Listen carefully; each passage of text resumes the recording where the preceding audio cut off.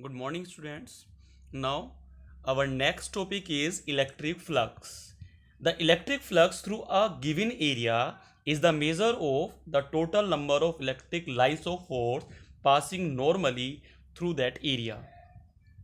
If suppose we are having this area which is capped in the electric field and these lines are representing the electric field, then we can draw the normal on the area. Suppose area is del S and we are drawing the area that is normal on the area, and unit vector will give the direction of the area. Here area is a vector quantity. uh, Suppose theta be the angle from the electric field to the normal vector, then E cos theta will be the component of electric field in the direction of unit vector n. Now mathematically electric flux can also be defined as normal component of electric field multiplied by the surface area. Here normal component is E cos theta multiply area is del S through which the lines are passing. Now we can write it further as E del S cos theta, or we can write in the vector form it as E dot del S is the definition of the electric flux. For any closed surface or unclosed surface, we can also define the flux as the contour integral of E ds. Electric flux is a scalar quantity and its unit can be calculated by the same formula, the unit of electric field and the area. It is Newton meter square coulomb raised to the power -1. So student, this is all about the electric flux.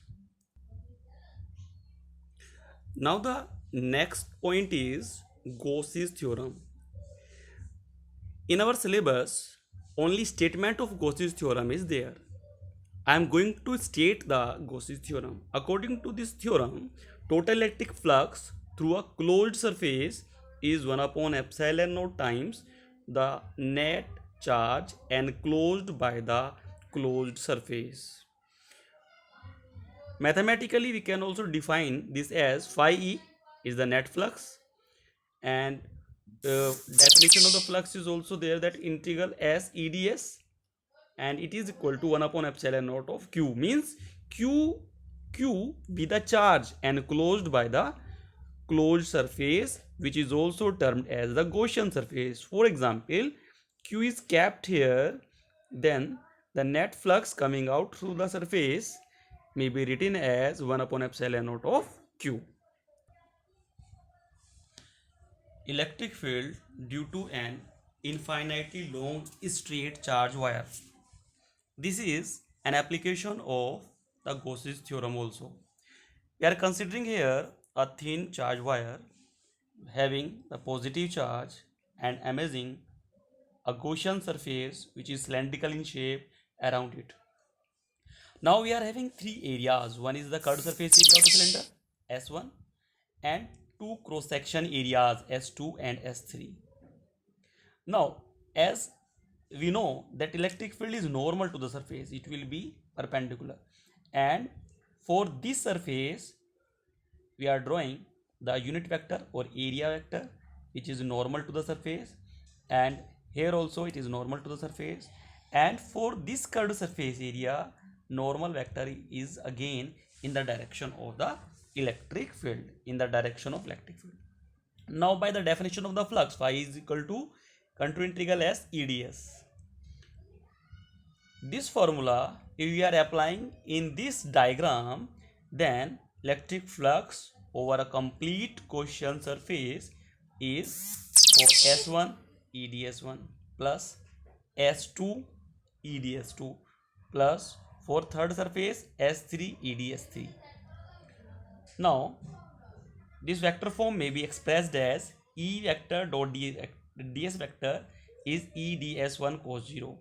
0 means the angle between E and ds. For this surface, normal vector and electric field are in the same direction, that is why we are taking 0. But for remaining two surfaces, there is an angle of 90 degree between these two, that is why we are taking 90 degree in remaining two parts. As we know, cos 90 is 0, that is why these two terms will be 0, and here cos 0 is 1, and we got E is a constant, it will take out from the integral, it will be integral S1 ds1. ds1 will be the surface area of S1, which is the curved surface area of the cylinder, which is 2 pi r h. Here the length is suppose L, that is why we are writing 2 pi r L instead of h. With this process we have calculated the flux. Now as charge is distributed linearly, that is why Q may be written as lambda L, where lambda is the linear charge density.